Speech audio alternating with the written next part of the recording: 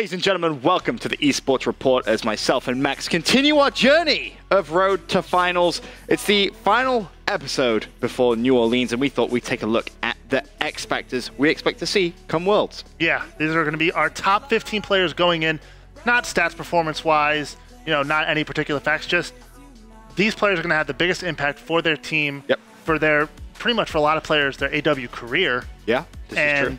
It'll really all be proven if they're going to go into, Black Ops 3 on a high note or a low note. Exactly. Yeah, and of course, these players aren't just, as Max said, just statistically brilliant players.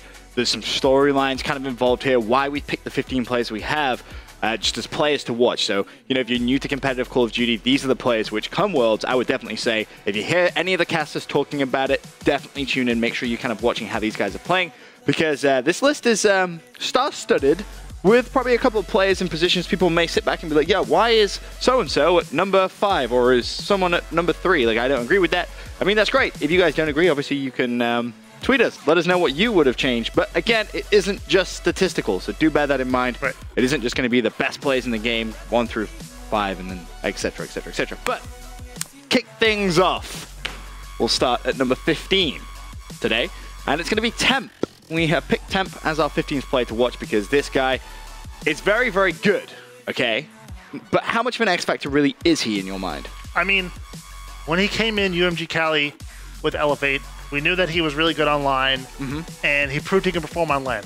Okay. And then X Games bronze medal, very impressive for someone who just broke out in a single game. Yep. The second major LAN event that you get a bronze medal at the second biggest event of the year. And then going into his roster change on Denial, they haven't won an event yet. They made a roster change. They just picked up Classic for replays, the last member from that World Championship roster.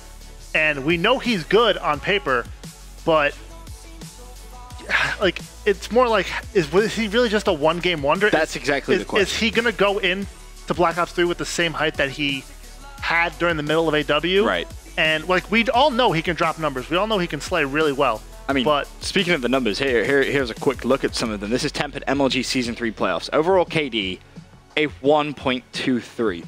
When it comes to slaying, this guy is just phenomenal. Always puts up an extremely high KD. Now, you can kind of look at it, and I know a lot of people see that number and they're like, oh, great, he's just killing things. He's just sitting at the back. He's being a passive statue AR, like he doesn't do anything. Not necessarily true with Temp. He is pretty aggressive. His slay rating as well. See that massive 34.29. Hardpoint KD of 1.19. Hardpoint caps per game, 7.88 max. So he is jumping on the hill. He is being aggressive. Yeah, and I mean, especially let's look back to UMG Orlando, and when Hook broke out, people were like, he doesn't really know how to play CTF correctly. He sits back. He's playing very defensive. But, Temp does have game sense. He's not like a complete, noob in the sense that he can point and he's not a headless chicken. Basically. Exactly, and he does play a little bit of a statue AR role, but he can get the objective done. I mean, right here, take a look at a series against TCM. This is X Games. X Games, yeah. And I mean, TCM going in were an extremely weak team, questionable going in. Yep. But really, first game to destroy this team and really for the second event in a row, say I can do online the stuff. I can do the stuff on LAN that I can do online. Right. It was a huge statement. I mean, you look at numerically. So when you do just look at the stats for an AR player, Temp is up there, right? Right. But has he proven himself enough for you to kind of justify him as being, let's say, top 3 BAL in the game? Top 3 is, I mean, he's you're always going to have Formula Clay at 1 and 2. Always going to have Formula Whichever Clay. way you want to put them, everyone else has differing opinions. Exactly. Now, he has better placings than Octane. Yep. It was always in our conversation for top 3 BAL. Yep. I mean, it's also tough to disregard Slasher, who was a top 3 BAL for the first 2/3 of the game. Very hard to disregard that. I mean, picking up Temp, roles kind of switched around. But, I mean, in terms of raw gun skill, he's up there. I mean, like, when you talk about, raw gun skill, what was it? Octane on the ESR a week ago said that Formal is 100%, like, most raw gun skill. Sit back, he can hit someone from 100 meters out. Like, no problem. But, like, it's hard to say that he's a top 3 BAL overall. Right. Raw gun skill, he's there, 100%. I mean, again, when it comes to raw gun skill, a 1.23 overall KD, top 1%, slay rating of 34.29. the guy gets uplinks as well. His uplink KD is a 1.42. That's nuts. That is the most insane stat, I think, for Temp. And the way that he is playing this game, or that game mode, is just so correct. And this is best of 7s, too, at right. playoffs. So exactly. you have 2 uplinks in a series. Like, the guy is phenomenal when it comes to it. But the big question on a lot of people's mind, is Temp just a one-game wonder? Will we see the same performance from Temp on a W going into Black Ops 3? Yes or no? Right now, I have to say yes. Okay. Because you can't doubt what he's done in this game. Sure, he hasn't done the same things in, you know, our stable game Black Ops 2, right? We always say, oh, yeah, that's where everyone gets. He did it in Black Ops 2. He can do it in any other game, right? We didn't see him in Ghosts, and I mean, Ghost was more vector dominant than Remington at all towards the end of it. Yep. But as of now, counting his accomplishments and how like raw his gun skill is, and he can just absolutely destroy people, I would say he's not a one-game wonder. He'll be pretty fine going into Black Ops 3. Well, what do you expect to see from Temp and Denali Esports come Worlds? Come Worlds? It's going to be tough. I mean, picking up Classic, that was an interesting roster move because everything, you know, it didn't seem to be, like, not working. Like, they just got second to UMGDC before going in, right? Right. And at that point, we hadn't seen them play FaZe at all because they actually have not played on LAN at all. This Denial roster, the Replays roster and the FaZe roster. And they played OG, they got second. And, I mean, if you know that, like, your top 3 is adding Classic, who's going to play kind of the same role that Replays did, but maybe they think he can slay a little better. Yep. Is that really a good move going into the 100th event for MLG? Like, it's questionable, but, I mean, they have the talent. Hook, they definitely Slasher, do. Temp, not counting Classic out at all. That's the crazy thing. Those numbers with his teammates. Exactly. Like, with the teammates Temp is playing with, that just shows you just how truly on form he can be when he gets going. So that's number 15 on our list of players to watch out. We'll move on. That's only 15. Like, a player like Temp is only 15. That's crazy. Again, there's the storylines, and I think when I say the name of number 14, people are going to sit there and be like, what the hell? Like, this doesn't make any sense. But in the grand scheme of things, I think it really does. Coming in at number 14, it's going to be Sharp from Team Caliber. And a lot of you guys are immediately going to go, Temp's much better player than Sharp. This doesn't make sense. What has Sharp done on Advanced Warfare? Well, that's kind of the point. Does Sharp still have the motivation to play going into Black Ops 3? Every part of me wants to say yes to that. Every single part of me. I love Sharp. I think he's a fantastic guy. Great player.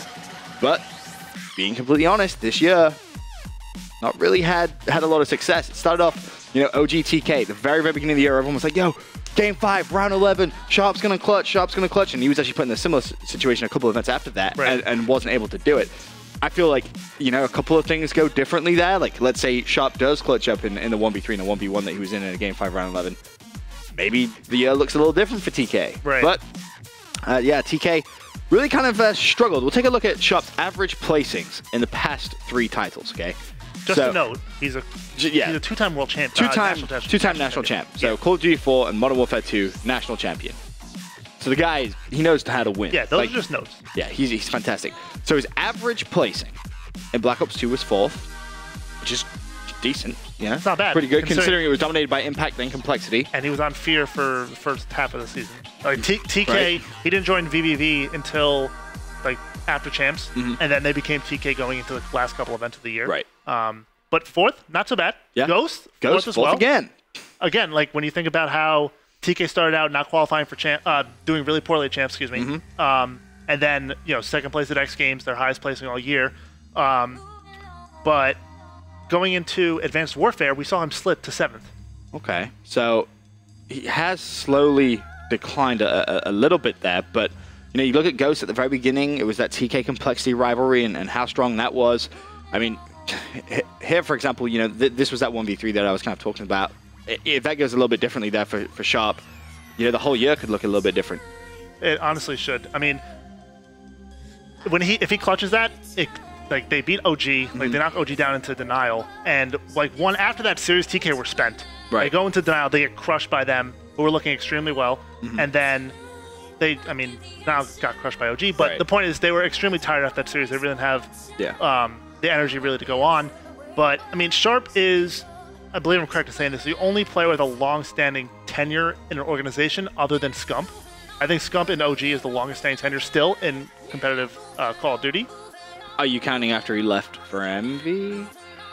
I'm saying Sharp on TK from... Right, but that would actually be longer than Scump, because Scump left for Team Envious and Ghost. Are we counting that? Yeah, 100%. Okay. So that would be Sharp actually has the longest tenure of any individual player on the squad. If we're counting that week of turmoil. I'm just saying, I didn't get involved. Also known... Don't air your dirty laundry out on Twitter. Also known as, 2012 was actually real. That was Armageddon week for Call of Duty Esports. It really was crazy. But yeah, Sharp has the longest tenure of any player on an organization. And that's the thing. TK is never going to drop Sharp. Sharp's never going to leave TK. Right. He's a staple to the organization. And he is a fantastic player. But this year, whether it's the game, not really sure, we haven't seen the bet. Like, for example, I tweeted out the other day saying, looking for some Sharp highlights. And I literally couldn't think of anything. Right. And that's very unusual, because if I think back to Black Ops 2, there's so many. Think back to Ghost. There's so many clutch moments he had. So I think for me, Sharp is just trying to get through this year and look at Black Ops 3, because one thing's for sure, when Black Ops 3 comes around, I think Sharp's going to be back in this game. And what's even more interesting to me is that TK squad they have right now, I think could be extremely dominant on Black Ops 3. Yeah, and I don't think we can really question his drive. He still wants to win, 100%. And this game also very different in S&D, which has been TK's cornerstone since they came together. Always has. Yeah. And the fact that this game is a lot different. It's much more fast-paced. It's a little random in terms of how offense and defense is played in certain maps. It's hard for them because when you go into a series, you think, especially think back to when they faced Complexity. It was like, okay, the two S&Ds, they're going to go to TK. If Cole steal an S&D, the series is over. If TK can steal a respawn, the series might be over. Right. So that taking into factor in AW, it's been rough for TK. This event, with their pool that they have with OG, XGN, and Infused, obviously Infused is going to have to be a big win for them because that's the team that eliminated them from Gfinity. And OG will be tough. If they come out 2 in that pool and they have a pretty good draw in the winner's bracket, they could go pretty far. Speaking of Neslo, really motivated going to this event. Extremely, as always. But, I mean... Delusional, but still. 100% delusional. He's motivated. Yeah. He's also deaf. Found that out the other day.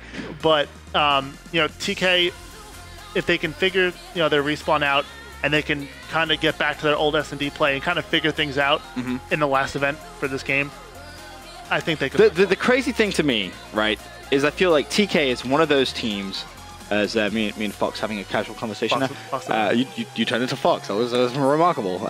But yeah, in terms of TK as a whole, this is the scariest thing. I can see them coming out, pool play, and being Optic. I can see that happen. If you told me that happened, I wouldn't be like, oh my god, Chokar. Don't get me wrong, I'm not saying that's going to happen. That happened at Columbus Open, didn't it? Yeah. So they have the ability to beat Optic Gaming. Do I think it's going to happen? Not likely. No. But if you told me it happened, I wouldn't be like, oh my god, this is ridiculous, this is crazy. It's a very strange kind of thought process to have about TK. They've been very close to beating OG in the past. They have beaten OG as well. It just comes down to, can they do it at the final event? I know all the players are hungry. They want to get some success for the organization. Sharp especially, he's a fantastic guy. And honestly, I just want to see him as a friend win a championship. Exactly. And I mean, final point on this. A lot of people might say, oh, the X Factor will be Apathy. First event with the team. Right. Since X Games, different kind of Slayer compared to Nameless. Yep. Will play a different role. But it's really on Sharp as the captain to, set the team's pace. Yep. Start strong in group play, and then finishing off in Saturday and Sunday. It all comes down to that solid start. Yeah. They need to get a couple of wins under the belt and just try and get out of that pool. If they can get out of the pool, into that championship winners bracket, great. That's when you can see them get a little bit of momentum. And really, I think you'll see the leadership from Sharp really come out. But to answer the grand question, does he still have it? Yeah. I think he does. But moving on, we're going to go over to our 13th player to keep your eyes out come MLG Finals. And this one is going to be Optic Gaming's Karma. Now, a lot of questions about Karma recently. Yeah. Statistically speaking, is he doing the right thing? I know he's got a lot of hate from some of the Green Wall fans saying, oh, his stats, they don't live up to what we expected from a 2-time world champ. Counter argument, look at the role he's playing. There's only so many kills you're going to get when you're playing with the likes of, Krem, Scump, and Formal. You can't expect Karma to get that many kills. But at Season 3, I felt like there was something else going on. Like his shot looked a little wobbly at times. He wasn't the Karma that we kind of know and love. Yeah, and I mean, if you flip it around, right? Personally, I just feel like, if Scump and Karma flip roles, Scump wouldn't catch so much hate if he was playing that role compared to Karma. Like, you bring Karma on to replace Nadeshot, right? Nadeshot, obviously, the face of the Optic Gaming brand. and brought on after a disappointing COD Champs placement to really write the season off as, okay, we're winning every event from here on out. They start off really strong, winning 4 events in a row. Yep. X Games gold 2 medal. without Karma, though. 2 without Karma, 1, both with Enable from FaZe. X Games gold medal, second time for that organization. And then FaZe make this roster change, and you put him up against Enable, who's been one of the most consistent players all year long, consistently getting better too as events go on. And it's tough for him because of the role he's playing. Like if he wants to say, all right, I'm going to go out and drop 40 kills a game, he can go ahead and do that if he wants to, but it won't help the team. It won't help the team at all. So he's left in a pretty sticky situation. And speaking of Karma, we have a pretty awesome video involving our 2-time world champ. Let's take a look. Everyone's excited to have a huge open event on a big stage with lots of spectators. And honestly, it's probably the event I'm looking most forward to this year. My name is Damon Barlow, and my gamer tag is Karma. Karma, please do it to him. Please do it to him. Please do it to him. There's 3 of them. They're all inside the generator. Karma, go for the ninja defuse. 45% of the way through. They want chicken the bomb. Karma, yes! Oh, he gets the ninja defuse! Oh my Karma! Ridiculous. What have we just seen? Oh my god. All right, well, they've got a couple kills. They are so close to putting pressure into the FaZe base. You've got them spawning out of green. They've got to get forward, trying to control the base. Oh, I don't think Karma with the 4 base. He is absolutely a monster.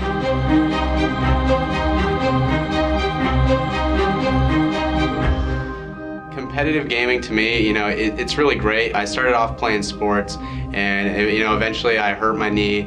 And it just really made me focus on competitive Call of Duty a lot. So I stopped playing sports and video games became my main focus. People might think, you know, I mean, you just sit down and you're playing in front of a screen, but you know, as long as you keep working and you work your butt off, you know, you can actually really excel playing video games.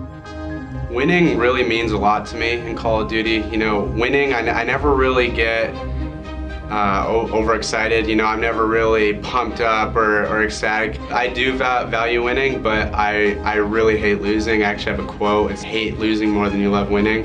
And I really do go by that. I don't know, it just drives me nuts. I'll sit there and I'll go watch the videos back. Losing is probably the worst thing. When I learned about MLG and game battles, it's just a whole different feeling. MLG is where I started. It's what got me here, and I couldn't say anything better, really. They're the reason why I'm here right now. The middle of the map, though, the team is going to get caught from the left-hand side, and that player is actually not able to take him get out. 2, he does! Karma getting it 3, he's got the help proof, he cleans him up.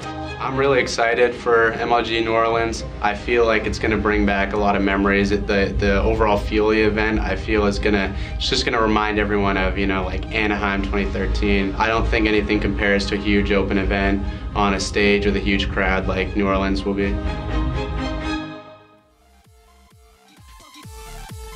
That was a look, obviously, at Karma. Now, the question that we asked at the very beginning when we introduced him in number 13, does Karma need to play well in order to beat FaZe? We've gone through the OG FaZe rivalry since FaZe made that roster change. Optic haven't seemed to be able to beat them. Now the question is, or the question really is, you know, when you look at Karma's stats, is that a reflection of him playing bad that they can't beat Optic? They can't beat FaZe? Well, we have some of the stats to really take a look at. Now, this is specifically Karma stats versus FaZe from UMG Dallas, Gfinity Summer, and the MLG Season 3 playoffs. Overall KD versus FaZe was a 0.74 versus other teams in grand final appearances, a 0.66. Hardpoint KD goes from a 0.79 against FaZe down to a 0.69 versus other teams. S&D KD, now this is the one which is just utterly bizarre, goes from a 0.56 to a huge 1.14. Uplink from a 0.72 to a 0.50 versus other teams in grand finals. So a little weird there, Max. It is a little weird. I mean, to also know that the only team they've played in grand finals other than FaZe has been Denial at that UMG DC event. Yep. But, I mean, the one, like you said, one of the most bizarre things on that was going from the S&D 0.56 to the 1.14. And for me, that's going to be the game mode that he's going to need to step up in. Okay. Come if they meet FaZe in the grand final, winners bracket final, wherever they meet. Because does Karma need to play well in order to beat FaZe? Yes. Absolutely. Does Karma need to play well in order to beat everyone else? Probably not. I don't think so. I think those, like, you have Scump, Formal, and Crim. they'll pretty much body any other team. When it comes to FaZe, though, he'll have to step up, and in that one game mode, I think it's going to have to be S&D. My big question for you is it potential like a mental block that Karma's developed for himself? You know, he's going up against the likes of Clay. There's some big history between himself and Clay.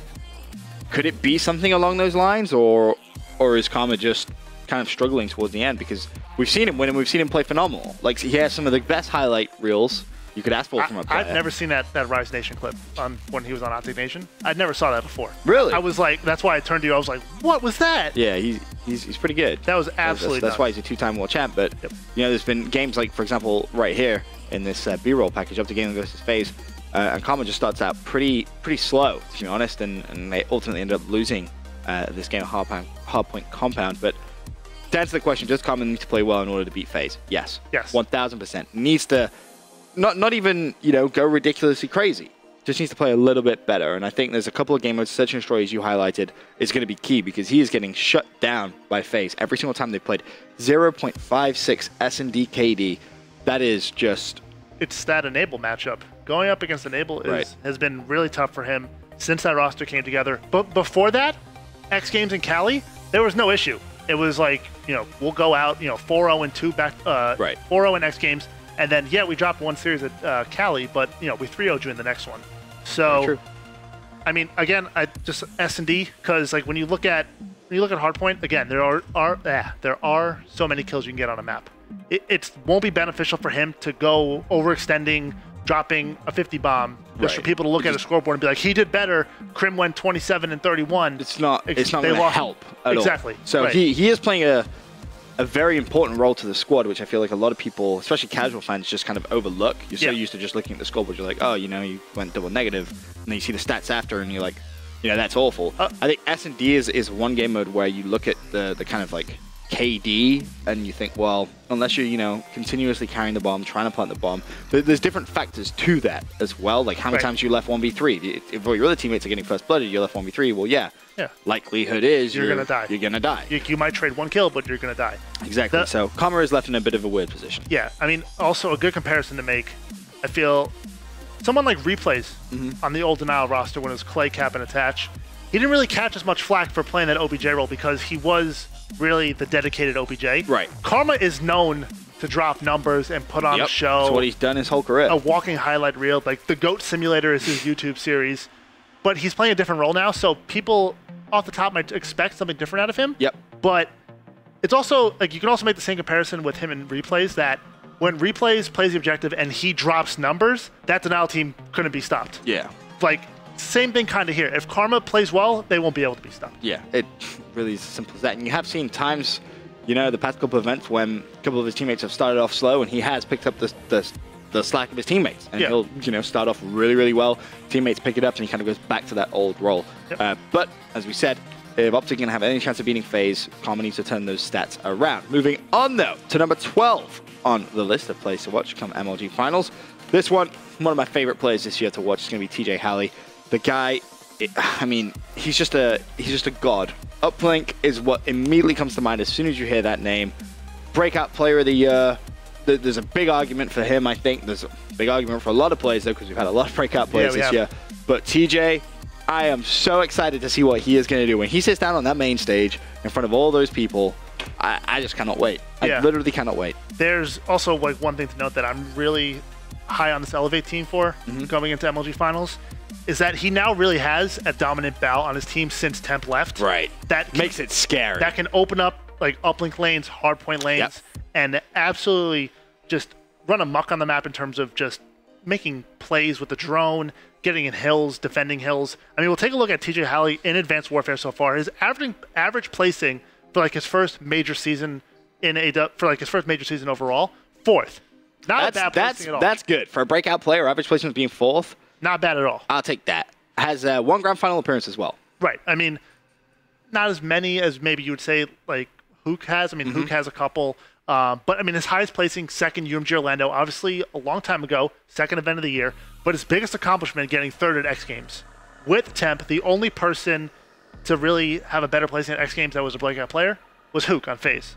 So he has the arguments, and his best game mode hands down, uplink. Hey, surprise, surprise, uplink. If you try to argue something else, don't even bother. And a lot of people may actually remember this specific clip. We can actually get a little bit of game audio on this one as well, because this was absolutely phenomenal.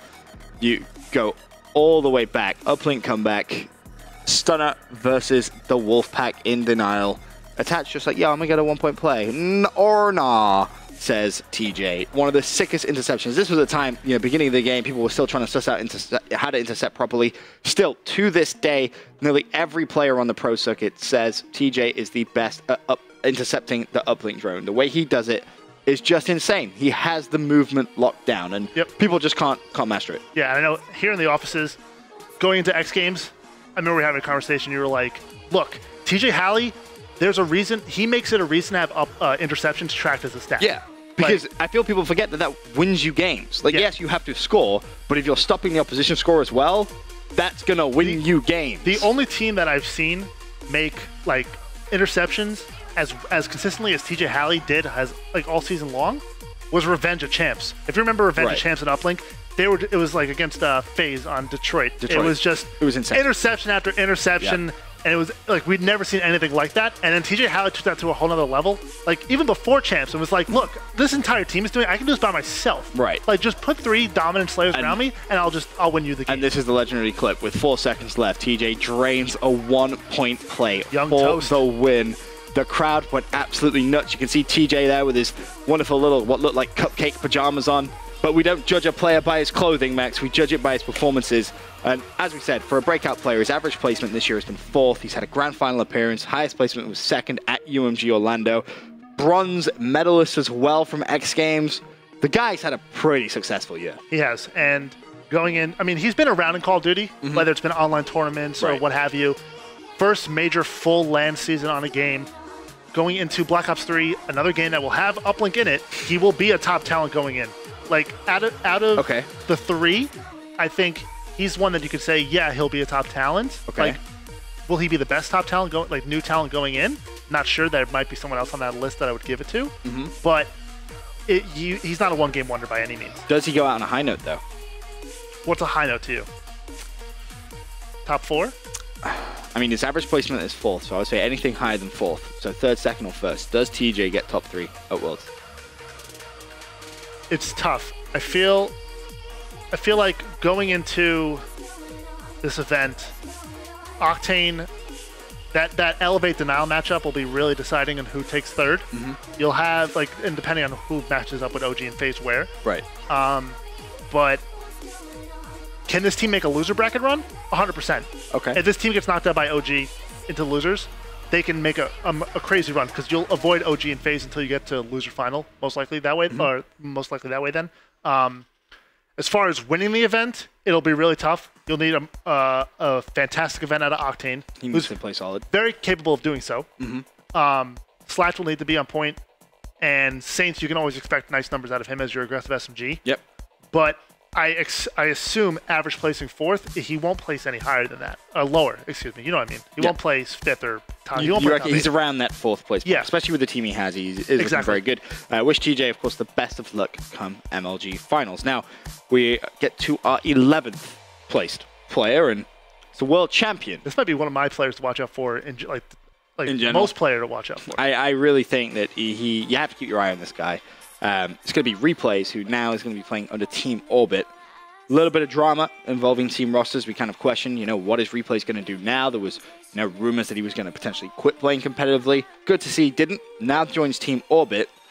And there is a big question about this move because he's so used to playing with a group of Slayers, as we know. Right. Yet we saw him when he had to sub for Elevate overseas. He can slay, but the question a lot of people are asking right now, can he slay with the best of the best? Can he propel this Orbit squad into one of their top placements this year? I mean, it'll be tough. We'll show the numbers that he performed on Elevate with at Gfinity Summer. I mean, a 1.32 overall KD. That was top 1% at the entire event. This man played OBJ the entire season, and he goes and drops the highest KD at a single event for on a team that he doesn't even play for. That was crazy. 26.54 Slayer kills, Slayer rating, which you kind of see out of him playing an OBJ role in general. A 1.20 hardpoint KD, an S&D KD of 1.41, an uplink KD of 1.46, And then he's still averaging nearly 2.5 uplinks a game. And this is the great thing. I think when it comes to uplink and replay slaying, he's so used to knowing where to run the ball that I think that helps him when it's slaying. He kind of knows, like, this is going to be the common route. This is where I could cut it off from, because he's had those battles where he's had the drone and an AR has just kind of, put bullets down on him and he hasn't been able to escape. So I think Replays is a very, very intelligent player. I don't think a lot of people give him enough credit as he really deserves. And when it comes to him slaying, he really can slay extremely well. But again, with the teammates he has around him, what do you see for this Orbit squad? I mean, you gotta look at the players around him first, right? You have Vicento, kind of chance to runner up. Yep. You have Happy, who at the beginning of the game looked like one of the breakout stars that we would be. And then he kind of fell off a little bit. Right. We'd be like considering the conversation with Hook, Temp, and TJ, but did flutter off a little bit towards the end of Season 1 playoffs. Obviously, Aware sold their spot to TCM, so he wasn't back in the league then, and had to wait till Season 3 relegation to really qualify again. Like, he was on AR for a little bit, but it wasn't his full team, And then you have TCM, who was like one of our favorite guys. We love TCM. The dude is a jokester, T-Clam, but if Replays can slay like this, I think he can go up against the SMGs. Some like the middle tier to like once you get to the high tier SMGs. It'll bring a new factor to this Orbit squad that they were kind of missing before with accuracy. Yep. Just more numbers on the map, and a big point that you made is that playing an OBJ role, he knows what to do as an OBJ. Right. So he can, if he has to do that role, he can. So it makes him very versatile as a flex player, and he can even know like if he needs to counter an objective player, he knows what to do because he would do that technically if he was his brain is so coded to do like OBJ things that if he's going up against OBJ player, you're like, well, he's probably going to poop on it. Exactly. He's way ahead of the game. And again, Replays, can he slay with the best of them? Yes, we saw that at Gfinity. The guy can slay when he needs to. Will it propel Orbit to one of the highest placements this year? Have to wait and see. That is something which is really, for me at least, a very big storyline. Replay's close friend of mine. We had him in the studio a while ago as well. Like, I want to see him do well, and it would be such an epic storyline. World champion kind of gets thrown off denial. He was the last remaining player from that World Championship roster. And then he goes, all right, well, I'm going to play with Orbit.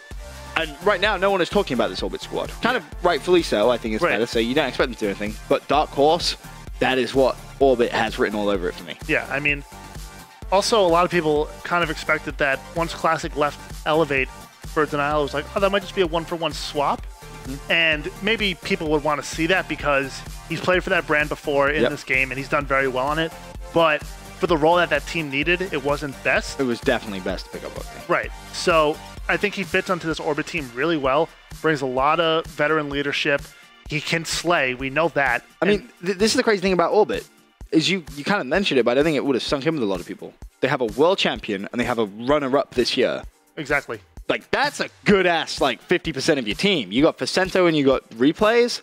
Like, if they use that veteran leadership, Orbit could potentially cause some big upsets. Yep. And wouldn't surprise me. If TCM comes out, has a great event in terms of just being a young talent, and then you have Happy, who, as your main Bal, steps up a little bit and kind of plays the way that he did in the beginning of the season, this team can place top 8, in my books, 100%. Okay.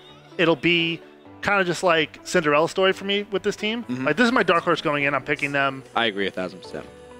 As top 8, 100%. I think top 4 might be a little bit of a stretch. It'll be a little bit of a stretch depending on how well they perform. We'll have to see come event time. But top 8, without a doubt in my book. Okay, fair enough. Well, for now, we're going to get a quick commercial break. When we return, though, we're going to be counting down 10 through 6. Be right back.